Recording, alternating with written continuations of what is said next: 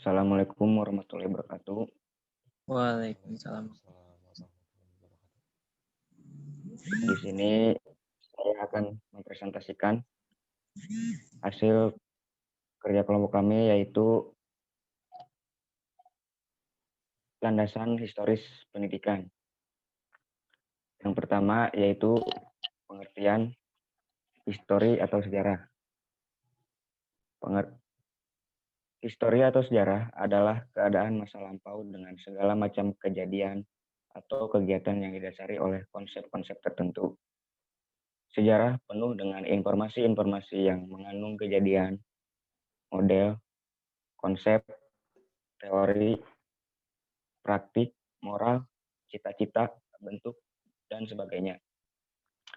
Landasan sejarah atau historis pendidikan nasional Indonesia merupakan pandangan ke masa lalu. Pandangan ini melahirkan studi-studi historis tentang proses penjajahan perjalanan pendidikan nasional Indonesia yang terjadi pada periode tertentu di masa yang lampau.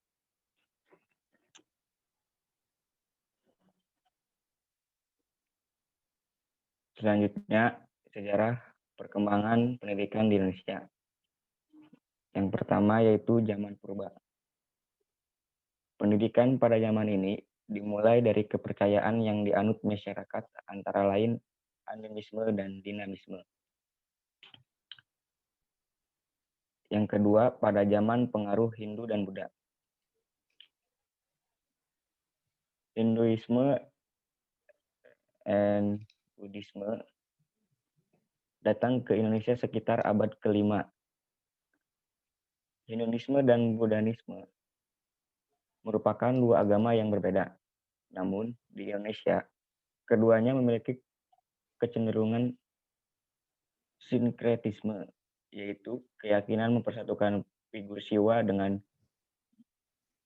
Buddha sebagai sumber yang maha tinggi. Moto pada lambang negara Indonesia yaitu Bhinneka Tunggal Ika. Secara etimologis,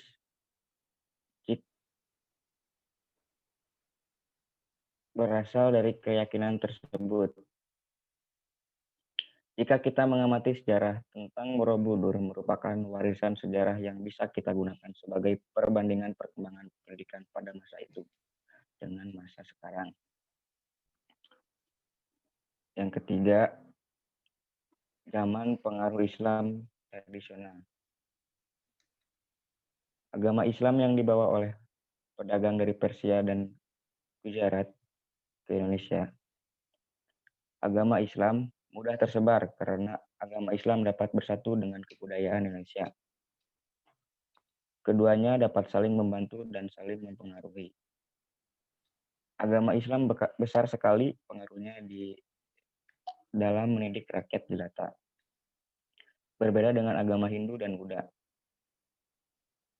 Agama Islam menyiarkan agamanya mulai dari bawah atau rakyat biasa. Para ulama sangat dekat dengan rakyat biasa. Mereka bisa hidup bersama dengan rakyat biasa.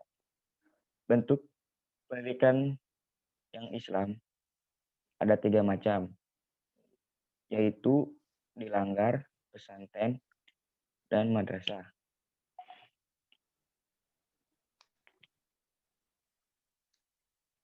Yang keempat, zaman pengaruh Nasrani atau Katolik dan Kristen. Bangsa Portugis pada abad ke-16 bercita-cita menguasai perdagangan dan perniagaan Timur Barat dengan cara menemukan jalan laut menuju dunia timur serta menguasai bandar-bandar dan daerah-daerah strategis yang menjadi mata rantai perdagangan dan perniagaan. Di samping mencari kejayaan dan kekayaan, bangsa Portugis datang ke timur termasuk Indonesia bermaksud pula menyebarkan agama yang mereka anut, yakni Katolik. Pada akhirnya, pedagang Portugis menetap di bagian timur Indonesia, tempat rempah-rempah itu dihasilkan. Yang kelima, zaman kolonial Belanda. Tujuan bangsa Belanda ke Indonesia juga sama dengan bangsa Spanyol dan Portugis. Belanda mendirikan sekolah-sekolah yang tidak hanya mengajarkan agama saja, tetapi juga mengajarkan pengetahuan umum. Sekolah-sekolah banyak didirikan di Pulau Ambon, Ternate, dan Maluku. Sekolah-sekolah ini tidak hanya mengajarkan khusus agama saja, tetapi juga mengajarkan pengetahuan umum. Bahasa pengantar yang dipergunakan adalah bahasa Melayu dan Belanda. Selain itu, mereka juga mendirikan sekolah untuk calon pegawai FOC. Sekolah ini didirikan di Ambon dan Jakarta. 6. Zaman kolonial Jepang. Perjuangan bangsa Indonesia dalam masa penjajahan Jepang tetap berlanjut sampai cita-cita untuk merdeka tercapai. Walaupun bangsa Jepang menguras habis-habisan kekayaan alam Indonesia, bangsa Indonesia tidak pantang menyerah dan terus mengorbankan semangat 45 di hati mereka. Meskipun demikian, ada beberapa segi positif dari penjajahan Jepang Indonesia. Di bidang pendidikan, Jepang telah menghapus dualisme pendidikan dari penjajah Belanda dan menggantikannya dengan pendidikan yang sama bagi semua orang.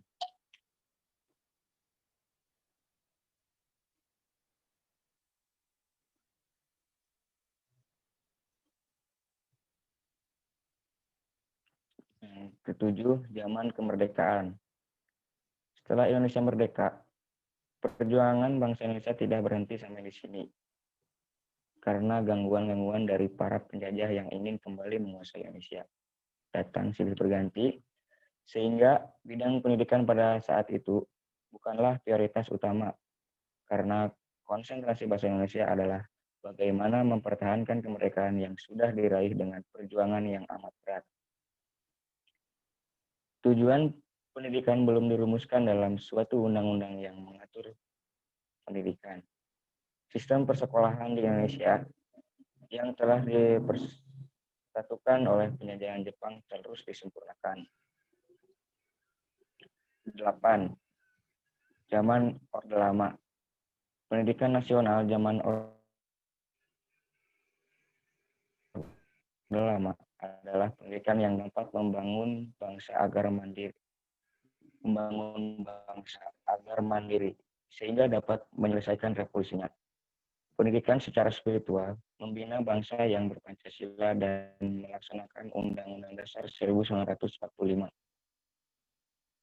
Sosialisme Indonesia, demokrasi terpimpin, kepribadian Indonesia, dan merelasikan ketiga kerangka tujuan revolusi Indonesia sesuai dengan Manipal, yaitu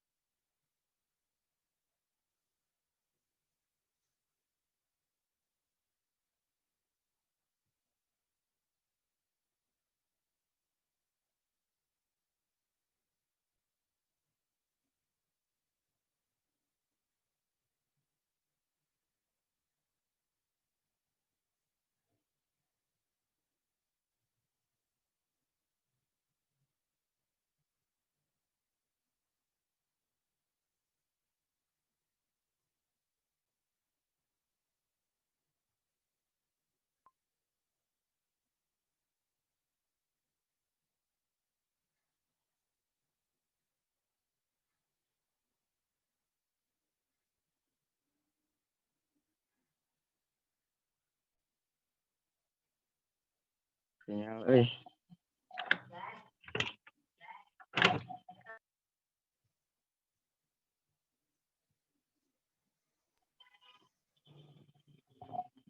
tadi dari mana?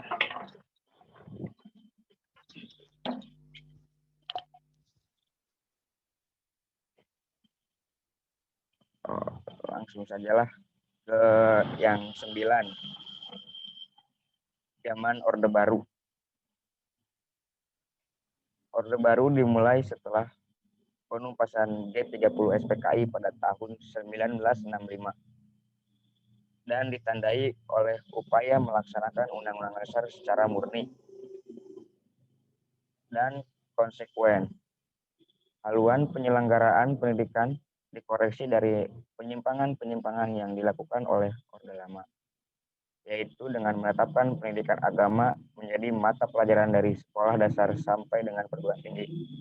Sistem pendidikannya adalah sentralisasi dengan berpusat pada pemerintahan pusat.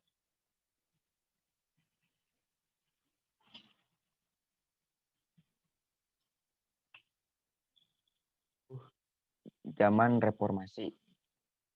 Selama Orde Baru berlangsung, rezim yang berkuasa sangat leluasa melakukan hal-hal yang mereka inginkan tanpa ada yang berani melakukan pertentangan dan perlawanan.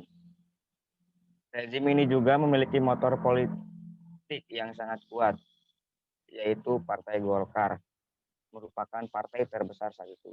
Hampir tidak ada kebebasan bagi masyarakat untuk melakukan sesuatu, termasuk kebebasan untuk berbicara dan menyampaikan pendapat.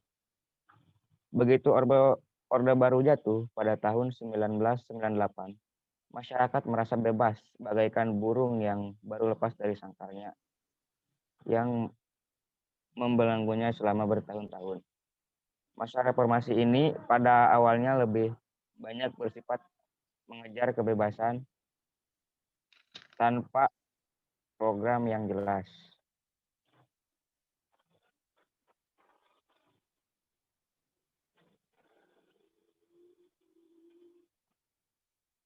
Yang selanjutnya dibacakan oleh Ripya.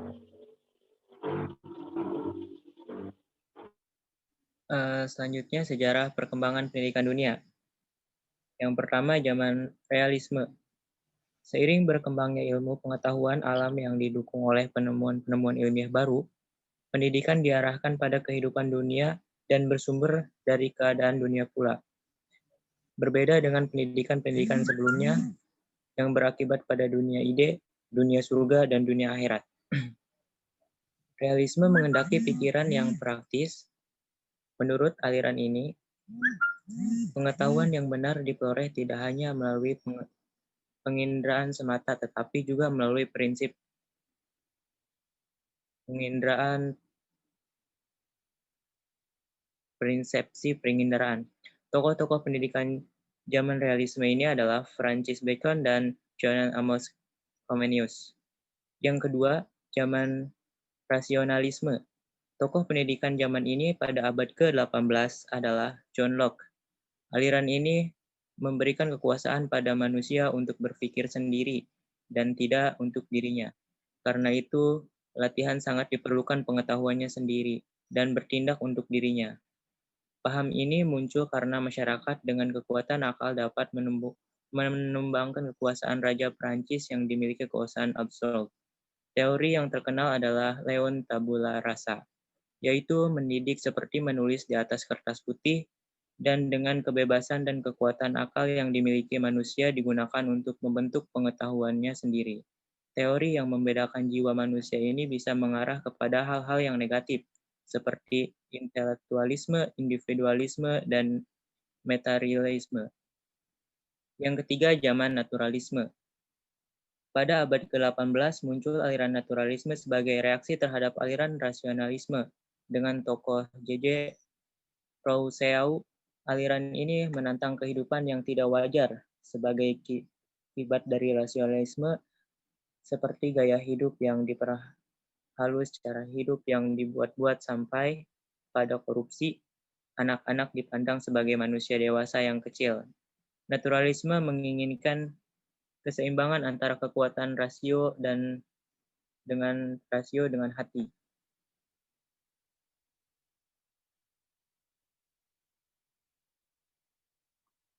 Yang keempat, zaman developmentalisme. Zaman developmentalisme berkembang pada abad ke-19. Aliran ini memandang pendidikan sebagai suatu proses perkembangan jiwa, sehingga aliran ini sering disebut gerakan psikologis dalam pendidikan. Tokoh-tokoh aliran ini adalah Pestalozzi, Johann Friedrich Herbert, Friedrich Wilhelm Robert, dan Stanley Hall. Yang kelima, zaman nasionalisme. Zaman nasionalisme muncul pada abad ke-19 sebagai upaya membentuk patriot-patriot bangsa dan mempertahankan bangsa dari kaum imperialis.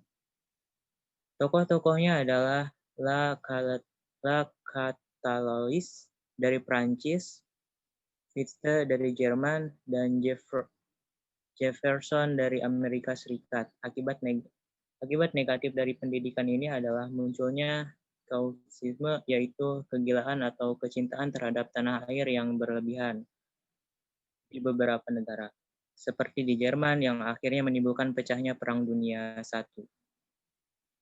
Selanjutnya yang keenam, zaman liberalisme, positivisme dan individualisme. Zaman ini lahir pada abad ke-19. Liberalisme berpendapat bahwa pendidikan adalah alat untuk memperkuat kedudukan penguasaan atau pemerintahan yang dipelopori dalam bidang ekonomi oleh Adam Smith. Dan siapa yang banyak berpengetahuan, dialah yang berkuasa, yang kemudian mengarah pada individualisme. Sedangkan positivisme percaya kebenaran yang dapat diamati oleh panca indera sehingga kepercayaan terhadap agama semakin melemah. Tokoh aliran positivisme adalah Auguste Comte. Yang selanjutnya, yang ketujuh, zaman sosialisme. Aliran sosial dalam pendidikan muncul pada abad ke-20 sebagai reaksi terhadap dampak liberalisme, positivisme, dan individualisme. Tokoh-tokohnya adalah Paul Northrop, Georg dari Jerman, dan John Dewey dari Amerika Serikat. Menurut aliran ini, masyarakat memiliki arti yang lebih penting dari individu. Northrop mengatakan individu itu ibarat atom-atom yang tidak memiliki arti bila tidak berwujud benda. Begitu pula individu sebenarnya tidak ada, sebab individu adalah suatu abstraksi saja dari masyarakat. Karena itu sekolah harus diabadikan untuk tujuan sosial.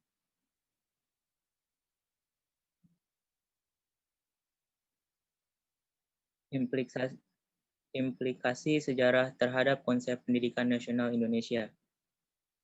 Yang pertama, tujuannya pendidikan diharapkan bertujuan dan mampu mengembangkan berbagai macam potensi peserta didik serta mengembangkan kepribadian mereka secara lebih harmonis.